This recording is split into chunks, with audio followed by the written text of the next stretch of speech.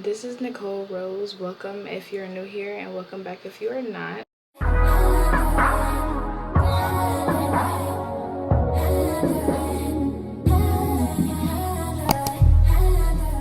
Today I'm going to be filming a labor and delivery story time. Let's just get right into it. If you see me looking down at my phone, it's because I have my notes down below. We are going to start. I found out I was pregnant in October last year.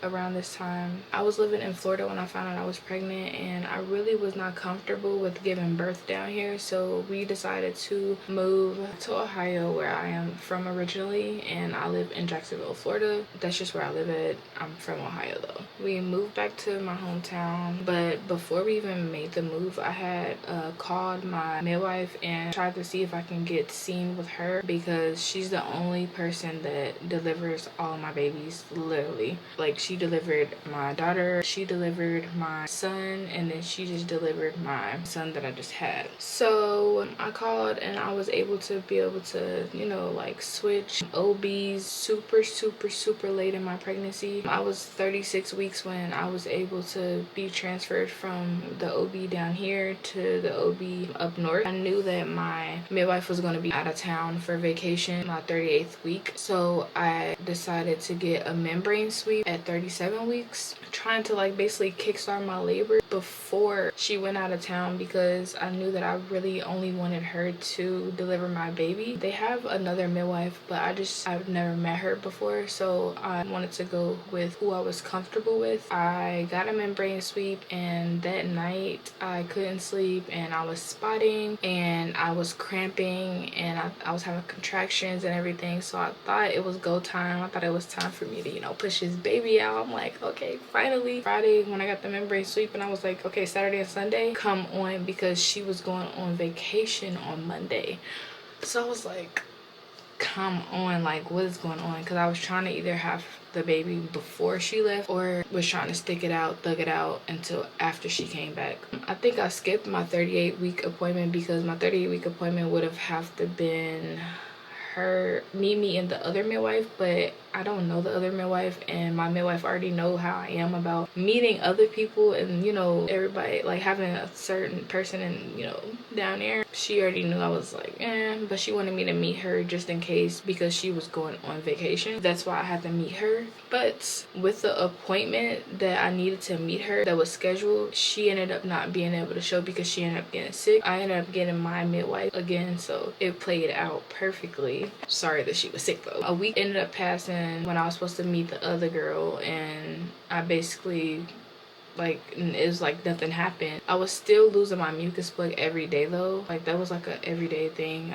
I just kept losing it. So I ended up scheduling my induction at my 37-week appointment, so I was able to schedule that, and she said that I was going to get induced at 8 o'clock in the morning on June 8th, the day after she comes back from vacay. We were like in between moves. We moved back up north so I can have the baby and everything. We ended up moving back to Florida in order for me to get my benefits, not pay for the labor and delivery, so I can have it covered by insurance. My husband, he had to catch a flight on Monday, literally the next day, to Florida to work, so we can get the benefits and stuff rolling so they could be able to cover it. So now I'm about to go to me and my best friend's messages, because I texted her and I updated her. I'm so glad I did that, because if not, I probably wouldn't have remembered. I think my son is waking up. But June 8th, I text my best friend, good morning. She asked me how's it going.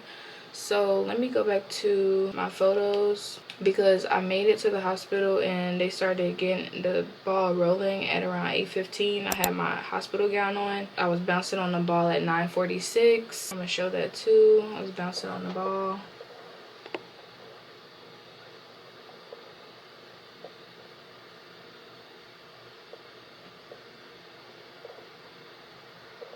And then I showed her my contractions. Yep, showed her my contraction. The contractions was contracting, but we were trying to get the ball rolling. They kept upping my Pitocin because we really wanted my husband to be able to meet our son that day. When I started the induction process at 8 o'clock, the pain was starting to be unbearable, so I was like, I need the epidural. So yeah, it says I'm on Pitocin at the moment. I was on Pitocin at 10:26 a.m. She said, when did they put me on it? I said maybe an hour ago. So at 9 o'clock, around 9 o'clock is when they started the Pitocin, and I just told her that they just upped it at 10:50.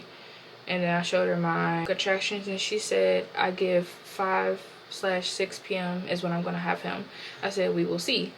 She said, how's it going at 3:05? I have a lot of pressure, but I'm 3 centimeters dilated.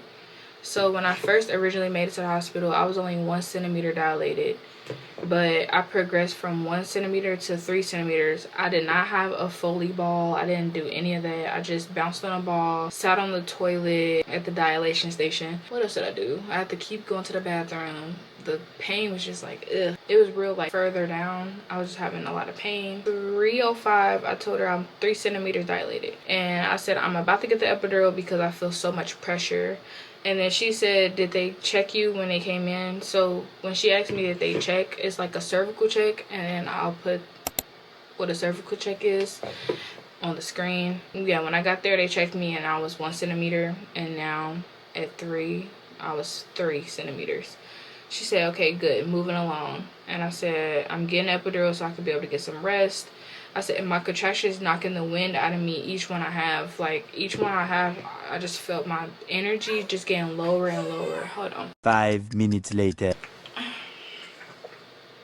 Each contraction was literally knocking the wind out of me. Like, I just remember, we're sick. So if you hear him breathing heavy, it's because my husband got all of us sick. So at 3 o'clock, I was 3 centimeters.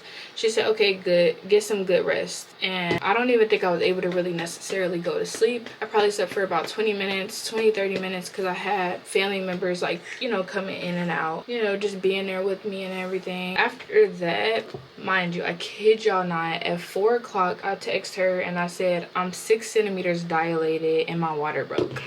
So my water broke during them doing like a cervical check. Once again, I already put what a cervical check is. She was like, oh, she accidentally popped it. And then, yeah, I jumped from 3 centimeters at 3 o'clock to 6 centimeters by 4:45. I was already at 6 centimeters. So she said, yay, I might be right.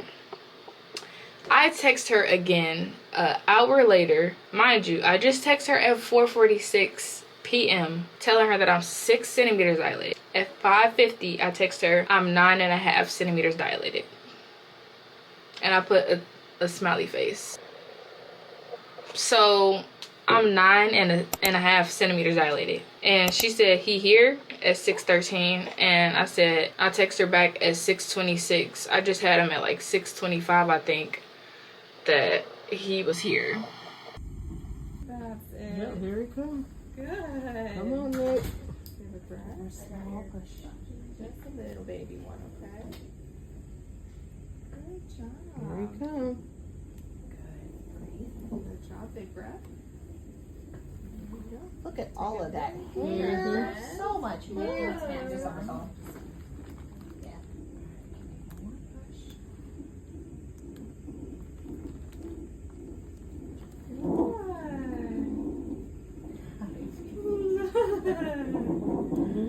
We knew you'd have a cord somewhere all that hanging around in Got it there. everywhere.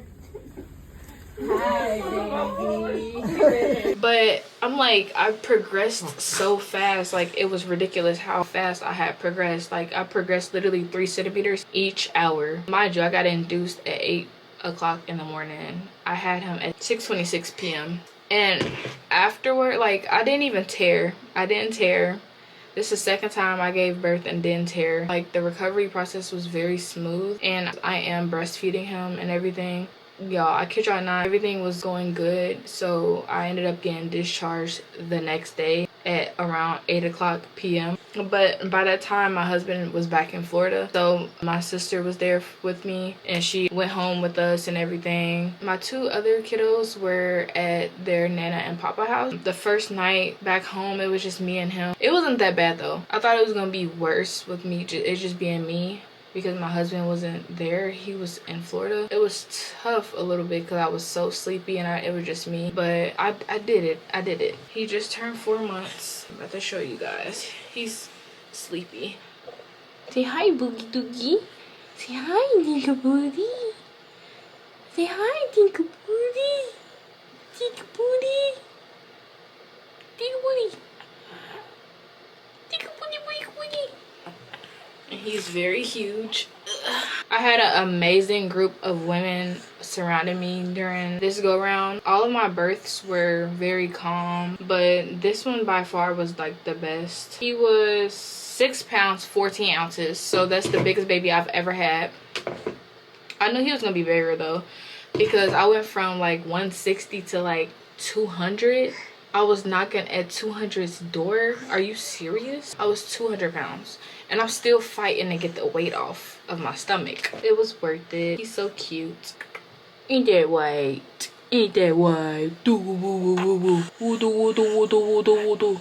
I go smile for the camera. Say cheese. Okay, he just wants to go back to bed. I'm gonna wrap this video up. So thank you guys for watching. I hope you guys enjoyed this story time.